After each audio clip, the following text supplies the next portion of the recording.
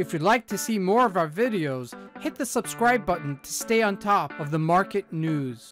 Good morning, traders. Welcome to today's market review. This is Fred Razak at CMtrading. Today is June 24, 2020, and today is Wednesday morning. So looking at the highlights of the day, once again, Microsoft, Apple, and Amazon continue to make new record highs in the midst of an atmosphere that we're in a pandemic. Unbelievable. But first, let's take a look at the economic events of the day. So as we're hitting the heart of the summer, there is no major economic events of the day scheduled for the remainder of the week. And also there's no major corporate earnings that is due to come out either. So really the markets are trading on a bit of a lighter volume. So first, taking a look at the currencies, we're watching the majors pretty much drift on the lighter volume. We'll take a look at the Euro USD and the GBP USD.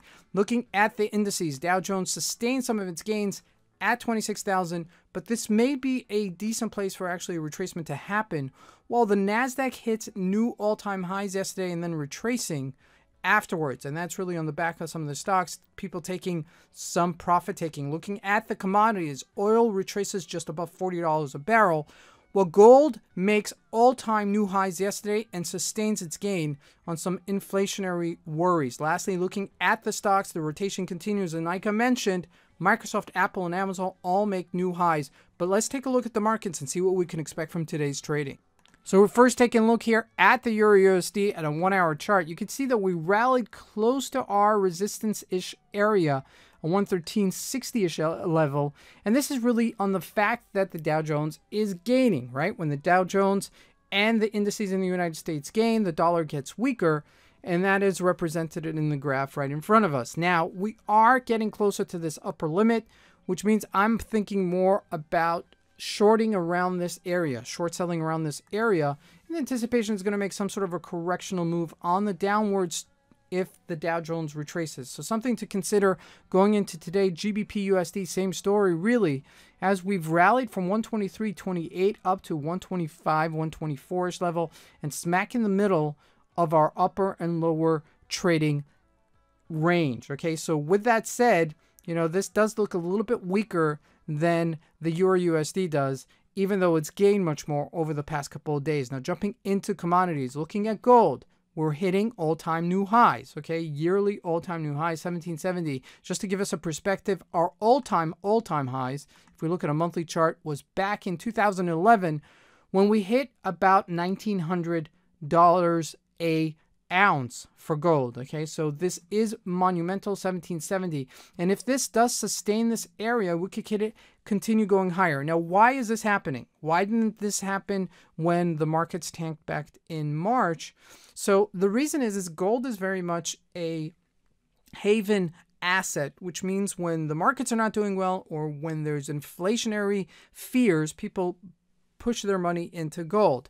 So more investors are leaning towards gold just because of the current economic environment. Now, the current economic environment is sustainable for X amount of time, but there's still a lot of questions in the air how the easing of the restrictions or recoiling of these restrictions is going to actually pan out. Because as we've seen the markets actually continue and, you know, time has gone on, okay, even though the coronavirus has been sustained in certain countries to a limit, okay, as the restrictions and the lockdowns have been eased, the numbers are coming back up again. So the question is whether or not we're going to recoil some of those restrictions. We're going to get back to where we were, you know, back in March, where we're shutting down the economy, shutting down the society for namesake. So with that said, right now we're trading at 1770, and this is sustainable. So we're hitting new ground here, upper limit, and really there's nothing holding us back from even going higher. Okay, I would use this 1740 if it does retrace it as a support area, as this has made new highs. Looking at oil. Okay, oil had a high of 41.55 yesterday, capitulating at this area, down to $40.19. And this is really something that is, I think, in my humble opinion, is going to be trading within a range just because we're hitting a new high. And like I said before, we're not sure how these easing of the restrictions is going to be recoiled or not. So I think the markets are still up in the air with that. Now, looking at the Dow Jones, not such a big day for the Dow Jones yesterday, as it pretty much just sustains itself at 26,068, Well, if we look at the NASDAQ, hit all-time new highs at 10,291-ish level, and we're about 60 points away from that. Now, what pushed the NASDAQ, as I mentioned in the briefing, it's really Apple, Amazon, and Microsoft. So if you look at Apple here, hit 371, all-time new highs. Okay, just to give us a perspective, if we look at a monthly chart, I mean, that can't be better than that, right? We were trading at negative $7 in 2001, and now we're at $366 a share. Unbelievable rally for, or in comeback for Apple. Now, if we jump into Amazon, remember, only a couple of months ago, Jeff Bezos, the CEO of Amazon, stated that the next quarter would be very difficult, but that's not representative of the price of the stock, as it makes and continues to make new highs in the market. Now, lastly, looking at Microsoft, this is really the leader at $203 a share. Now, if you guys remember back in March 23rd, where we had that bottom on the Dow Jones, it traded at 131.